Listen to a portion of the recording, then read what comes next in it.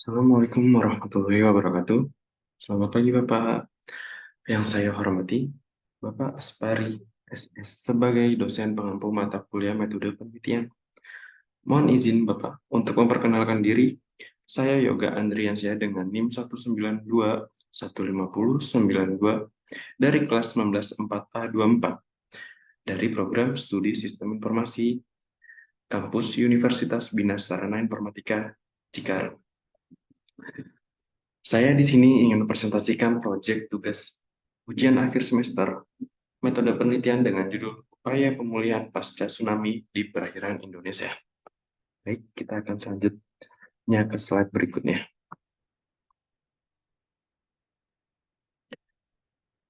Slide berikutnya ada penjelasan abstrak, di mana bencana tsunami merupakan ancaman serius bagi negara kepulauan seperti Indonesia. Faktor-faktor kunci yang berkontribusi terhadap keberhasilan pemulihan tsunami antara lain peran pemerintah, kerjasama internasional, partisipasi masyarakat, dan koordinasi antar pemangku kepentingan. Selain itu, tugas akhir ini mengkaji pentingnya pendekatan berkelanjutan untuk pemulihan tsunami dan menyoroti strategi untuk memastikan keberlanjutan jangka panjang. Kami berharap ini dapat memberikan informasi berharga bagi pemerintah, organisasi penanggulangan bencana, dan masyarakat untuk menghadapi bencana serupa di masa mendatang dan meningkatkan efisiensi pemulihan pasca tsunami di Indonesia. Baik, kita selanjutnya ada pendahuluan yang berisikan latar belakang dan tujuan. Di latar belakang, tsunami ini merupakan kejadian alam yang dipengaruhi oleh adanya aktivitas yang terjadi di dasar laut. Aktivitas ini dapat berupa gempa laut, gunung berapi meletus, atau hantaman meteor di laut, tanah longsor di dasar laut. Salah satu bencana terhebat abad 21 yaitu tsunami Aceh. Diawali dengan gempa 9,1 skala Richter mengakibatkan kematian di Aceh mencapai 200.000 jiwa. Belum termasuk di daerah lain seperti Thailand, Sri Lanka, India, Maladewa, dan pesisir timur Afrika menurut Zakia tahun 2012. Tsunami merupakan peristiwa alam yang bisa menimbulkan kerusakan yang sangat besar. Untungnya, dengan memanfaatkan kemajuan teknologi saat ini, pemahaman tsunami ini dapat dekati dengan menggunakan pemodelan. Diharapkan dengan pemodelan ini dapat diketahui bagaimana cara perambatan gelombang tsunami sehingga dapat memberikan deteksi dini untuk meminimalisir korban. Menurut AL 2013. Tujuan dari penulisan ini adalah dengan menggunakan informasi yang tersedia, tugas akhir ini bertujuan untuk mengidentifikasi faktor-faktor kunci yang dapat mempengaruhi keberhasilan proses pemulihan pasca tsunami di Indonesia. Penting untuk menarik pelajaran berharga dari masa lalu, untuk membangun kapasitas untuk menanggapi ancaman tsunami dan mencapai pemulihan berkelanjutan bagi masyarakat yang terkena dampak. Baik, selanjutnya adalah rumusan masalah yang akan kita bawa. 1. Apa saja langkah pemulihan tsunami? 2. Bagaimana peran pemerintah, lembaga bantuan, dan organisasi internasional dalam upaya pemulihan tsunami di Indonesia? 3. Faktor apa saja yang mempengaruhi keberhasilan pemulihan pasca tsunami di Indonesia? 4. Menerapkan strategi dalam pemulihan pasca tsunami. Baik, di sini ada beberapa metode penelitian yang akan kita gunakan dalam tugas akhir ini. Penelitian ini menggunakan pendekatan kualitatif dengan fokus pada tinjauan literatur terkait pemulihan pasca tsunami di Indonesia. 1. Pengumpulan data, yaitu mengumpulkan artikel di jurnal. 2. Analisis data dengan mengidentifikasi isi dalam upaya pemulihan tsunami. 3. Identifikasi faktor-faktor kunci, yaitu faktor-faktor yang meliputi upaya pemulihan tsunami. Dan terakhir 4. Dengan penyusunan artikel. Sistematika penulisan dalam tugas akhir ini adalah 1. Pendahuluan, 2. Landasan teori, 3. Pembahasan yang berisikan pembahasan upaya pemulihan pasca tsunami di perairan Indonesia. 4. Ada penutup kesimpulan dan saran. Landasan teori. Tsunami berasal dari bahasa Jepang di mana su berarti pelabuhan, nami berarti gelombang, dan secara harafiah berarti gelombang besar di pelabuhan menurut Sugito tahun 2008. Tsunami adalah pergerakan air yang disebabkan oleh perubahan permukaan laut secara tiba-tiba. Perubahan tinggi muka air laut dapat disebabkan oleh gempa bumi yang pusat gempanya berada di dasar laut, letusan gunung berapi bawah laut, tanah longsor bawah air, atau hantaman meteorit di lautan. Tsunami biasa menyebar ke segala arah. Tsunami merupakan salah satu jenis bencana yang jarang terjadi namun menimbulkan kerusakan parah dan memakan banyak korban jiwa menurut Sam Sidik dan Istianto tahun 2013.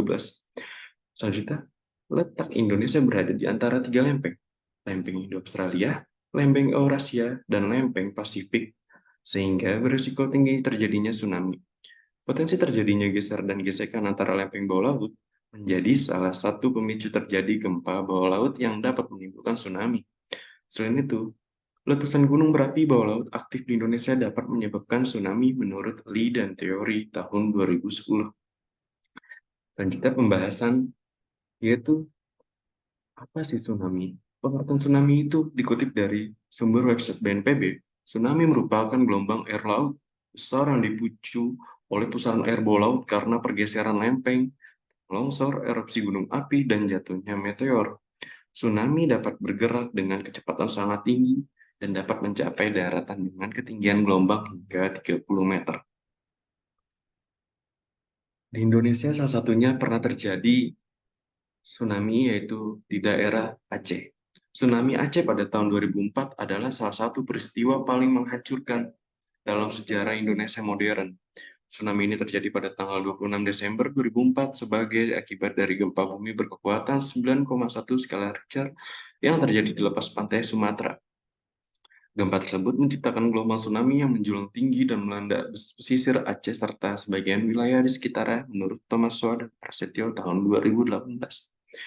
Peristiwa tsunami Aceh yang terjadi pada 26 Desember tahun 2004 merupakan bencana terbesar pada abad modern ini dengan menelan korban lebih dari 173.741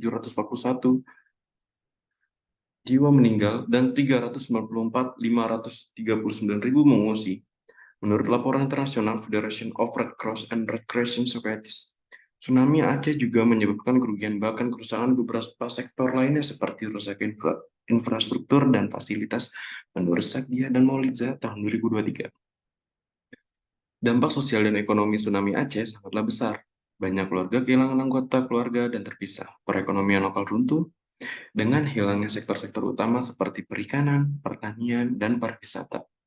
Bantuan darat dalam bentuk makanan, air bersih, perawatan medis, dan tempat tinggal darurat menjadi prioritas utama bagi pemerintah dan organisasi bantuan internasional yang merespon bencana ini. Dalam pelaksanaan pembangunan Aceh tersebut, keperluan dana yang paling besar adalah membangun berbagai kemudahan infrastruktur, pembangunan sosial ekonomi, atau pembangunan sektor produktif dan pembangunan sektor-sektor lainnya menurut istilah ini tahun 2019. Baik, selanjutnya ada langkah awal pemulihan pasca tsunami. Ada tiga, yaitu satu, evakuasi dengan pemindahan penduduk dari lokasi yang berisiko ke lokasi yang lebih aman menurut ARSA tahun 2017. Dua, penyelamatan, yaitu menyelamatkan penduduk yang terjebak dan membutuhkan pertolongan segera pasca tsunami. Dan yang ketiga, pelayanan darurat, memberikan bantuan medis, air bersih, makanan, tempat tinggal sementara, dan konseling bagi para korban, menurut Himayati tahun 2019. Selanjutnya, apa aja sih peran-peran lembaga pasca tsunami? Di sini ada tiga peran, yaitu pemerintah, organisasi, dan lembaga internasional. Pemerintah itu mengkoordinasi dan mengelola respon darurat, seperti bertanggung jawab dalam mengkoordinasikan dan mengelola respon darurat setelah terjadinya tsunami menurut Purnomo tahun 2007. Kedua, lembaga internasional memberikan bantuan finansial dan teknis dalam upaya pemulihan pasca tsunami menurut APSAR di tahun 2020. Dan yang terakhir, organisasi memberikan respon dan pemulihan bencana mendorong tumbuhnya berbagai organisasi kemanusiaan menurut Purnomo tahun 2007. Selanjutnya, ada tiga faktor pengaruh keberhasilan pemulihan pasca tsunami, yaitu yang pertama adalah kepemimpinan, mengarahkan dan melaksanakan upaya pemulihan secara terkoordinasi menurut Srokana tahun 2022. Kedua, partisipasi masyarakat, menyelamatkan penduduk yang terjebak dan membutuhkan pertolongan pasca tsunami menurut Isnaini tahun 2019. Ketiga, pendekatan berkelanjutan, menerapkan pendekatan berkelanjutan yang memperhatikan aspek lingkungan sosial dan ekonomi menurut Saktia dan Muliza tahun 2023. Baik, selanjutnya ada strategi dalam upaya pemulihan pasca tsunami, yaitu manajemen risiko bencana, memperhatikan pengurangan risiko bencana dan peningkatan kapasitas untuk merespon bencana di masa mendatang. Saktia dan Muliza tahun 2023. Dua, partisipasi masyarakat, keikutsertaan sertaan masyarakat dalam pengambilan keputusan, perencanaan, dan pelaksanaan restorasi. Tiga, Pembangunan ekonomi. Pengembangan sektor ekonomi berkelanjutan seperti pariwisata menurut Purnomo tahun 2007. 4. Pengelolaan lingkungan. Menyelamatkan penduduk yang terjebak dan membutuhkan bantuan pasca tsunami. Dan baik, setelah pembahasan tadi, dapat kita simpulkan dan mendapatkan saran, yaitu adalah pemulihan tsunami di Indonesia merupakan proses yang kompleks dan sulit yang melibatkan berbagai aspek, termasuk pemulihan fisik, ekonomi, sosial, dan lingkungan. Dalam artikel ini, khususnya tentang tsunami Aceh tahun 2004, serta upaya pemulihan yang dilakukan melalui pemahaman bencana dan pelajaran yang dapat dipetik adalah mungkin untuk mengidentifikasi faktor-faktor kunci yang mempengaruhi keberhasilan pemulihan tsunami. Dengan pemahaman yang mendalam tentang bencana tsunami di Indonesia dan upaya pemulihan yang telah dilakukan, seseorang dapat terus belajar dan menyusun strategi yang lebih baik untuk menghadapi bencana di masa depan.